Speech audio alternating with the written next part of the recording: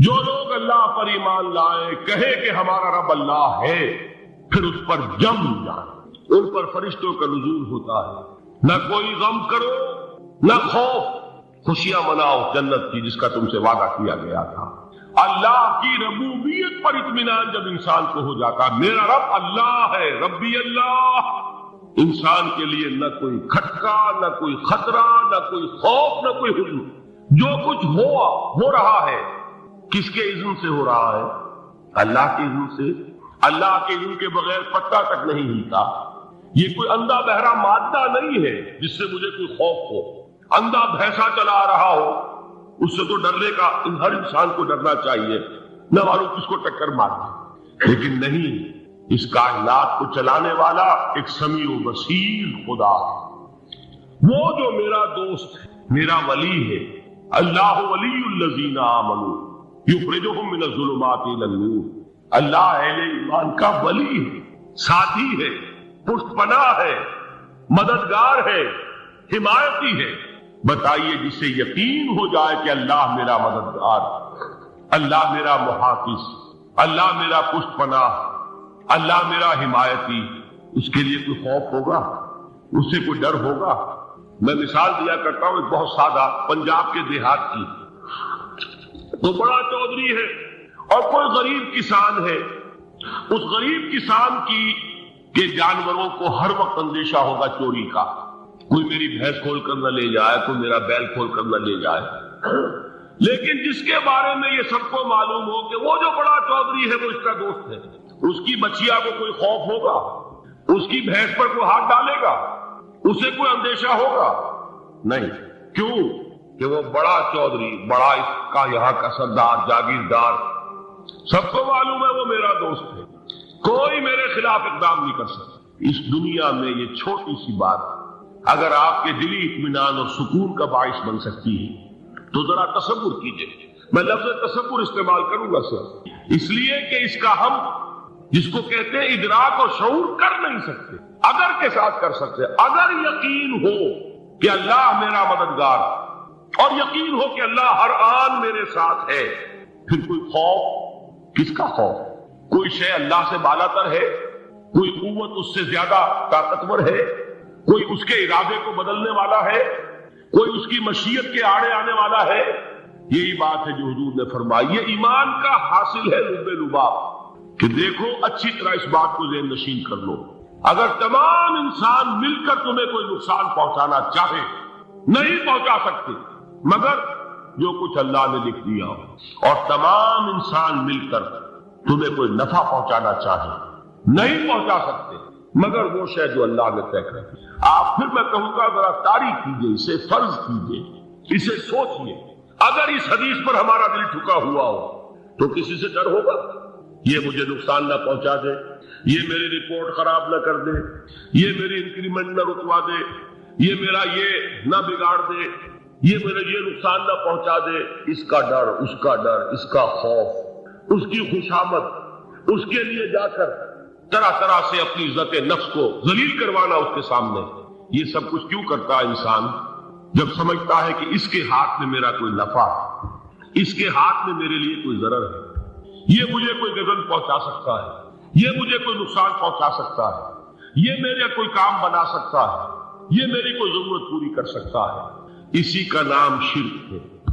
جہاں آپ نے یہ سمجھا کہ غیر اللہ کے اندر کوئی طاقت موجود ہے وہی شرک ہے۔ بتوں سے تجھ کو امید خدا سے نو امیدی، مجھے بتا تو صحیح اور کافری کیا ہے؟ شرک تو یہ جس پر بھی تمہیں یہ خیال ہے، کلمہ ہے یہ کلمہ سوم، لا حول ولا قوت الا باللہ، ذرا اس پر دل کو کبھی اگر آپ تصور کریں پھر فرض کریں، دل ٹھک جائے اس پر، کوئی طاقت نہیں۔ یہی بات تھی جو شیخ عبد القادر جیلانی رحمۃ اللہ علیہ نے اپنی وصیت میں اپنے بچے سے کہی۔ 11ویں دینے والے ہیں لیکن حضرت شیخ عبد القادر جیلانی کی وصیت اور تعلیمات کو کتنے لوگ نہیں جانتے ہیں؟ یہ جن مقامات تک پہنچے ہیں وہ کس چیز کی بدولت پہنچے؟ انہوں نے جو پیغام دیا وہ کیا تھا؟ اے میرے بچے، جس طریقے سے قرآن مجید میں حضرت لقمان کی نصیحتیں جو ہے نقل کر دی گئی ہیں، میں یہ عرض کروں گا بالفرض اگر قرآن حضرت عبد القادر جیلانی کے بعد نازل ہوا ہوتا تو شیخ عبد القادر کی یہ نصیحتیں بھی قرآن میں درج ہوتی ہیں، اتنی اونچی نصیحتیں ہیں۔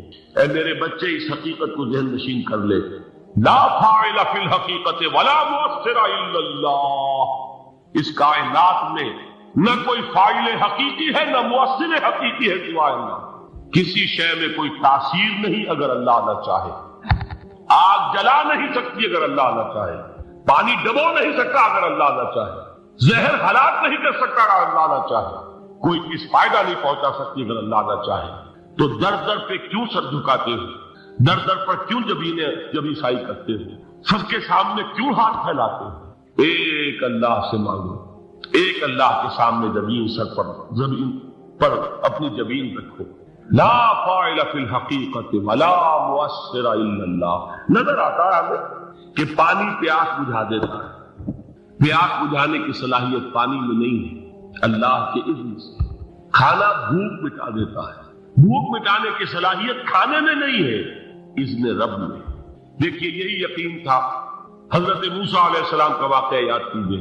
سامنے سمندر آ گیا، قوم دیکھتی ہے پیچھے کہ گرد و غبار کا طوفان، معلوم ہوا کہ فرعون اپنے لشکر سمیت آ گیا۔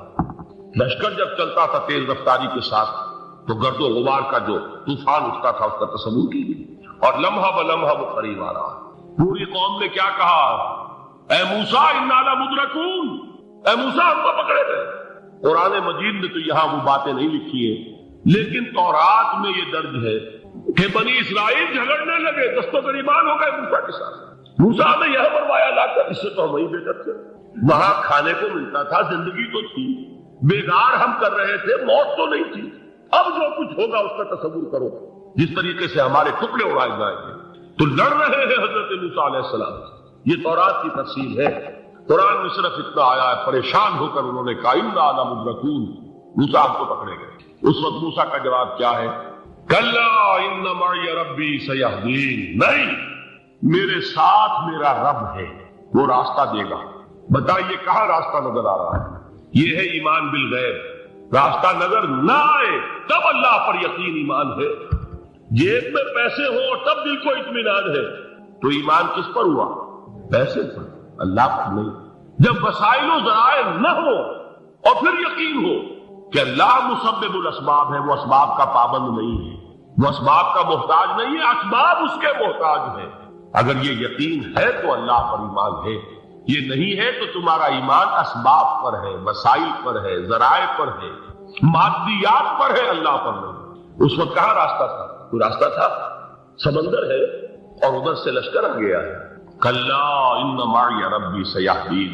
اب دیکھیے ایمان کہہ دینا آسان ہے، ہوا معکم اینما کنتم، جہاں کہیں بھی تم ہوتے ہو اللہ تمہارے ساتھ ہوتا ہے، لیکن اس کا یقین قائم ہو جائے تو زمین و آسمان کا فرق واقع ہو جائے۔ یہی بات ہوئی حضور کے ساتھ۔ غار ہے، چھپے ہوئے ہیں محمد رسول اللہ اور آپ کے وہ یار غار ابو بکر صدیق رضی اللہ تعالی عنہ۔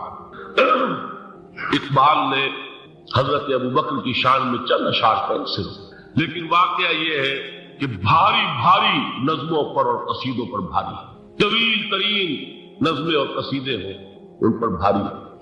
ہمتیں ابو بکر کی ہمت جو ہے، کشت ملت را جو اب جیسے بارش سے کھیتی اپجتی ہے، ابو بکر کی ہمت اور عزیمت اس امت کو اسی طرح سینچنے والی ہے۔ ثانیے اسلام و غار و بدر و قبر، وہ دوسرے تھے اسلام میں، دوسرے پہلے کون تھے؟ انا اول المومنین، حضور کی بات ہے، سب سے پہلا ایمان لانے والا میں، دوسرے ابو بکر۔ ویسے ہمارے ہاں یہ چلتا ہے اختلاف، حضرت علی پہلے ہیں کہ حضرت ابو بکر پہلے ہیں، لیکن اس میں بڑی خوبصورت تطبیق قائم کی ہے علماء نے، اور بہت صحیح ہے۔ چار کے بارے میں فیصلہ ہی مت کرو کہ کون پہلے، ان کی ایک عجیب تقسیم کر دی ہے۔ آزاد مردوں میں، بالغ مردوں میں سب سے پہلے ابو بکر، بچوں میں سب سے پہلے علی، خواتین میں سب سے پہلے خدیجہ، اور غلاموں میں سب سے پہلے زید بن حارثہ۔ بڑی پیاری تقسیم ہے، یہ چاروں ہی پہلے ہیں، ہر ایک کے لیے ولیت ہے۔ اور واقعہ یہ ہے کہ اگر زمانی اعتبار سے تعین ہوگا تو پہلے خدیجۃ الکبریٰ آئیں گی رضی اللہ تعالی عنہ، کسی اور سے بات کرنے کی نوبت بعد میں آ سکتی ہے، پہلے تو اہلیہ محترمہ سے بات ہوئی، آتے ہی پہلی وحی ہوئی ہے، ابھی تبلیغ کا حکم نہیں تھا، کس کو بتایا واقعہ؟ ابھی اپنی نبوت کی تبلیغ کا تو حکم ہی نہیں آیا، واقعہ کس کا ہے؟ وہ خدیجہ کا۔ جب کہا ہے کہ خشیت علی نفسی، مجھے اپنی جان کا اندیشہ ہے، تو کیا جواب دیا خدیجہ نے رضی اللہ تعالی عنہا؟ وہ صدیقۃ الکبریٰ ہے، صدیقات جو ہے خواتین، ان میں چوٹی پر خدیجہ الکبریٰ ہے رضی اللہ تعالی عنہ، اور صدیق جو مرد ہے ان میں صدیق اکبر ہے ابو بکر صدیق رضی اللہ تعالی عنہ، لیکن صدیقات میں چوٹی۔ جب حضور نے فرمایا خشیت علی نفسی، کیا فرمایا، کیا عرض کیا، کیسے تسلی دی؟ نہیں، اللہ آپ کو ضائع نہیں کرے گا، آپ غریبوں کے ہمدرد ہیں، آپ مساکین کی تکالیف رفع کرنے والے ہیں، آپ بیواؤں کی سرپرستی کرتے ہیں، آپ مسافروں کی خدمت کرتے ہیں، اللہ آپ کو ضائع نہیں کرے گا۔ یہ یقین ہے اس خاتون کے اندر۔ خیر وہ ایک علیحدہ بات ہو جائے گی۔ میرے دل پر حضرت خدیجہ رضی اللہ تعالیٰ عنہ کی شخصیت کا بڑا گہرا نقش، جو وہ کوئی اور ہی وقت اور موقع ہوا تو بیان ہوگا۔ بہرحال اقبال نے ایک مصرے میں جو 4 اولیتیں جمع کر دی ہیں، ہمتیں کشت امت را چو ابر، ثانی اسلام و غار و بدر و قبر۔ اسلام میں حضور کے بعد پہلے کون؟ ابو بکر۔ غار میں حضور کے ساتھ کون؟ ابو بکر۔ بدر کی رات اللہ کا رسول سر بسجود، وہ جھاڑ، وہ گھاس پھوس کی جو جھوپڑی بنائی گئی تھی، اور وہاں تلوار ننگی لے کر پہرا دینے والا کون؟ ابو بکر۔ اور اس حجرہ عائشہ میں محمد کے بعد سب سے پہلے دفن ہونے والا کون؟ ابو بکر رضی اللہ تعالی عنہ صلی اللہ علیہ وسلم۔ وہ جو معاملہ میں سنا رہا تھا غار ثور کا، حضرت ابو بکر بھی حضور کے خیال سے لرز گئے ہیں۔ آپ کو یاد ہوگا کہ جا کر پہلے تمام جتنے سوراخ تھے انہیں بند کیا، ایک سوراخ رہ گیا تھا جس کو بند کرنے کے لیے کوئی کپڑا نہیں تھا، وہاں اپنی ایڑی رکھی ہے، تب کہا ہے حضور سے تشریف لائیے، اور اپنے زانو پر حضور کو لٹایا ہے، اور وہاں کسی موذی جانور نے کاٹا ہے، حضور کی آنکھ لگ گئی تھی، اس وقت اس بل کے اندر جو بھی بچھو ہے کیا ہے واللہ عالم، اس نے کاٹا ہے، اس کی تکلیف کی وجہ سے ابو بکر کی آنکھوں سے آنسو ٹپک گئے، حضور کے چہرے مبارک پر پڑے ہیں، تو حضور جاگے ہیں، معاملہ کیا ہے؟ ایڑی نہیں ہٹائی وہاں سے، مبادا وہ جانور وہاں سے نکل کر محمد الرسول اللہ کو کوئی گدن پہنچا دے، ابو بکر کی ایڑی ہے، جس طرح چاہے کھا لے، ختم کر دے، جان نکل جائے تب کوئی آنچ آئے محمد پر تو آئے، لیکن جیتے جی نہیں، وہ ہے ابو بکر۔ حضور کے خیال سے اس وقت حضور نے پھر اپنا لعاب دہن لگایا ہے، اور اس سے پھر آپ کی تکلیف ختم ہوئی۔ جیسے خیبر میں حضرت علی کی آنکھ دکھ رہی تھی، اس کو جو شفا حاصل ہوئی وہ بھی حضور کے لعاب دہن سے ہوئی۔ تو بہرحال اس وقت انہوں نے کہا ہے کہ اے نبی یا رسول اللہ، اگر اس وقت ان میں سے کسی نے غیر ارادی طور پر بھی اپنے قدموں کی طرف جھانک لیا تو پکڑے جائیں۔ کیا جواب تھا اللہ کے رسول کا؟ لا تحزن ان اللہ معنا، اللہ ہمارے ساتھ ہے، کیوں گھبراتے ہو ابو بکر؟ یہ ہے ایمان باللہ، میرا مالک اللہ، میرا رازق اللہ، میرا محافظ اللہ، میرا مددگار اللہ، میرا پشت پناہ اللہ، میرا دوست اللہ۔ یہ دوستی ہے اللہ کی جو لب لباب ہے، حاصل ہے ایمان کا، اسی کا نام ولایت ہے۔ اولیاء اللہ کے سروں پر سینگ نہیں ہوتے، جس کے دل میں ایمان راسخ ہو چکا ہو وہی اللہ کا ولی ہے، جسے اللہ پر یقین ہو چکا ہے وہی اللہ کا ولی ہے، جسے یقین ہے اللہ میرے ساتھ ہے، میرا مددگار، میرا پشت پناہ، میرا ساتھی، میرا دوست، میرا محبوب، میرا محب، اللہ اہل ایمان سے محبت کرتا ہے۔ واللہ یحب الصادقین، ان اللہ یحب الذین یقاتلون فی سبیلہ صفا کانہم بنیان مرصوص۔ اللہ محبت کرنے والا، اہل ایمان محبوب، اور اہل ایمان محبت کرنے والے اللہ محبوب۔ والذین آمنوا اشد حبا للہ۔ آپ تصور کیجئے جسے یہ رشتہ ایمان یا رشتہ ولایت حاصل ہو جائے، الا ان اولیاء اللہ لا خوف علیہم ولا هم یحزنون، آگاہ ہو جاؤ، اللہ کے دوستوں کے لیے نہ کوئی خوف ہے نہ کوئی حزن ہے۔ اللہ کے ساتھ جتنا گہرا تعلق ہوگا اتنا ہی آپ اللہ کے لیے فاقہ جھیل سکیں گے، اتنا ہی آپ اللہ کے دین کے لیے قربان دے سکیں گے۔ اس کو یوں سمجھیے کہ عشق مجازی جو ہے دنیا کا عشق، اس پر اس کو قیاس کر لیجیے۔ کسی کو، کسی مجنوں کو کسی لیلا سے جس درجے کا عشق ہوگا اسی درجے کی قربانیاں وہ دے گا، اسی درجے کی مشکلات جھیلے گا، اسی درجے میں ہوتا ہے کہ وہ شیریں بات کا قصہ ہے، وہ انسان جو ہے اپنی جان کو کام کر دے گا۔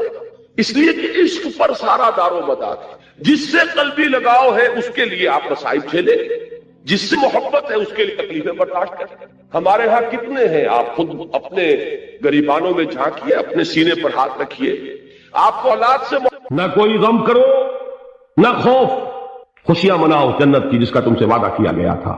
اللہ کی ربوبیت پر اطمینان جب انسان کو ہو جاتا، میرا رب اللہ ہے، ربی اللہ، انسان کے لیے نہ کوئی کھٹکا، نہ کوئی خطرہ، نہ کوئی خوف، نہ کوئی حزن۔ جو کچھ ہو رہا ہے کس کے اذن سے ہو رہا ہے؟ اللہ کے اذن سے۔ اللہ کے اذن کے بغیر پتا تک نہیں ہلتا۔ یہ کوئی اندھا بہرا مادہ نہیں ہے جس سے مجھے کوئی خوف ہو۔ اندھا بھینسا چلا رہا ہو اس سے تو ڈرنے کا ہر انسان کو ڈرنا چاہیے، نہ معلوم کس کو ٹکر مار دے، لیکن نہیں، اس کائنات کو چلانے والا ایک سمیع و بصیر خدا ہے، وہ جو میرا دوست ہے، میرا ولی ہے۔ اللہ ولی الذین آمنوا یخرجہم من الظلمات الی النور۔ اللہ اہل ایمان کا ولی ہے، ساتھی ہے، پشت پناہ ہے، مددگار ہے، حمایتی ہے۔ بتائیے جسے یقین ہو جائے کہ اللہ میرا مددگار، اللہ میرا محافظ، اللہ میرا پشت پناہ، اللہ میرا حمایتی، اس کے لیے کوئی خوف ہوگا؟ اس سے کوئی ڈر ہوگا؟ میں مثال دیا کرتا ہوں ایک بہت سادہ، پنجاب کے دیہات کی۔ تو بڑا چودھری ہے اور کوئی غریب کسان ہے، اس غریب کسان کی کہ جانوروں کو ہر وقت اندیشہ ہوگا چوری کا، کوئی میری بھینس کھول کر نہ لے جائے، کوئی میرا بیل کھول کر نہ لے جائے۔ لیکن جس کے بارے میں یہ سب کو معلوم ہو کہ وہ جو بڑا چودھری ہے وہ اس کا دوست ہے، اس کی بچیا کو کوئی خوف ہوگا؟ اس کی بھینس پر کوئی ہاتھ ڈالے گا؟ اسے کوئی اندیشہ ہوگا؟ نہیں۔ کیوں؟ کہ وہ بڑا چودھری، بڑا اس کا یہاں کا سردار، جاگیردار، سب کو معلوم ہے وہ میرا دوست ہے، کوئی میرے خلاف اقدام نہیں کر سکتا۔ اس دنیا میں یہ چھوٹی سی بات اگر آپ کے دلی اطمینان اور سکون کا باعث بن سکتی ہے تو ذرا تصور کیجئے۔ میں لفظ تصور استعمال کروں گا صرف اس لیے کہ اس کا ہم جس کو کہتے ہیں ادراک اور شعور کر نہیں سکتے، اگر کے ساتھ کر سکتے۔ اگر یقین ہو کہ اللہ میرا مددگار اور یقین ہو کہ اللہ ہر آن میرے ساتھ ہے، پھر کوئی خوف، کس کا خوف؟ کوئی شے اللہ سے بالا تر ہے؟ کوئی قوت اس سے زیادہ طاقتور ہے؟ کوئی اس کے ارادے کو بدلنے والا ہے؟ کوئی اس کی مشیت کے آڑے آنے والا ہے؟ یہی بات ہے جو حضور نے فرمائی۔ یہ ایمان کا حاصل ہے لب لباب، کہ دیکھو اچھی طرح اس بات کو ذہن نشین کر لو، اگر تمام انسان مل کر تمہیں کوئی نقصان پہنچانا چاہے نہیں پہنچا سکتے مگر جو کچھ اللہ نے لکھ دیا ہو، اور تمام انسان مل کر تمہیں کوئی نفع پہنچانا چاہے نہیں پہنچا سکتے مگر وہ شے جو اللہ نے طے کر دی۔ آپ پھر میں کہوں گا ذرا طاری کیجئے، اسے فرض کیجئے، اسے سوچئے۔ اگر اس حدیث پر ہمارا دل ٹھکا ہوا ہو تو کسی سے ڈر ہوگا؟ یہ مجھے نقصان نہ پہنچا دے، یہ میری رپورٹ خراب نہ کر دے، یہ میری انکریمنٹ نہ رکوا دے، یہ میرا یہ نہ بگاڑ دے، یہ میرا یہ نقصان نہ پہنچا دے۔ اس کا ڈر، اس کا ڈر، اس کا خوف، اس کی خوشامد، اس کے لیے جا کر طرح طرح سے اپنی عزت نفس کو ذلیل کروانا اس کے سامنے۔ یہ سب کچھ کیوں کرتا ہے انسان؟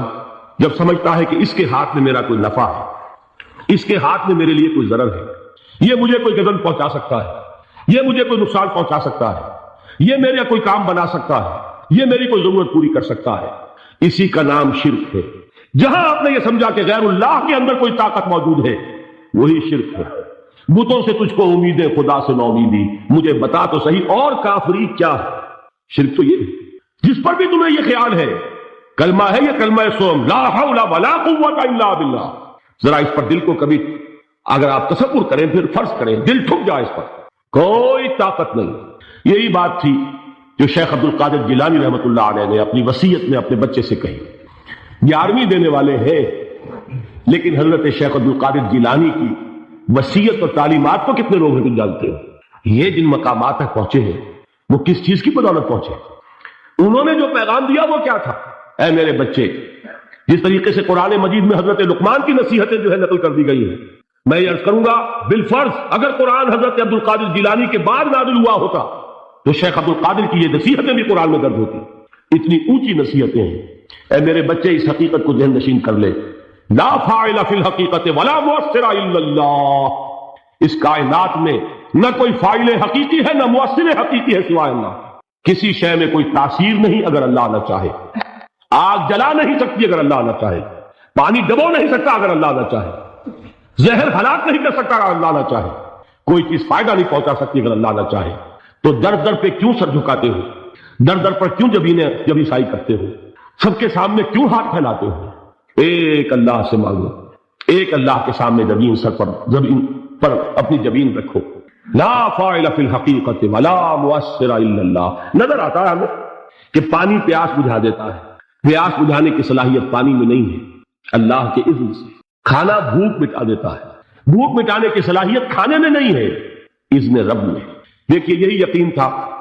حضرت موسیٰ علیہ السلام کا واقعہ یاد کیجیے. سامنے سمندر آ گیا، قوم دیکھتی ہے پیچھے کہ گرد و غبار کا طوفان ہے. معلوم ہوا کہ فرعون اپنے لشکر سمیت آ گیا. لشکر جب چلتا تھا تیز رفتاری کے ساتھ تو گرد و غبار کا جو طوفان اٹھتا تھا اس کا تصور کیجیے. اور لمحہ بلمحہ وہ قریب آ رہا ہے. پوری قوم نے کیا کہا؟ اے موسیٰ انا لمدرکون، اے موسیٰ ہم تو پکڑے گئے. قرآن مجید میں تو یہاں وہ باتیں نہیں لکھی ہیں، لیکن تورات میں یہ درج ہے کہ بنی اسرائیل جھگڑنے لگے، دست و گریبان ہو گئے موسیٰ کے ساتھ. موسیٰ نے یہ فرمایا لا کر اس سے تو ہم ہی بہتر تھے. وہاں کھانے کو ملتا تھا، زندگی تو تھی، بیدار ہم کر رہے تھے، موت تو نہیں تھی.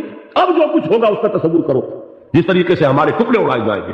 تو لڑ رہے ہیں حضرت موسیٰ علیہ السلام. یہ تورات کی تفصیل ہے.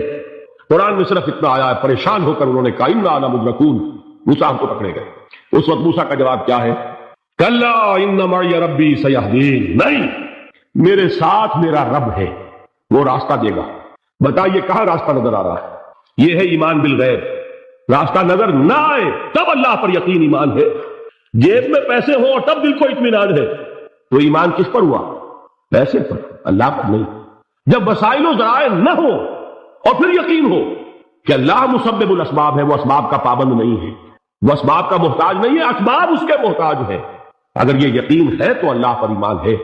یہ نہیں ہے تو تمہارا ایمان اسباب پر ہے، وسائل پر ہے، ذرائع پر ہے، مادیات پر ہے، اللہ پر نہیں. اس وقت کہاں راستہ تھا؟ کوئی راستہ تھا؟ سمندر ہے اور ادھر سے لشکر آ گیا ہے. کلا ان معی ربی سیہدین.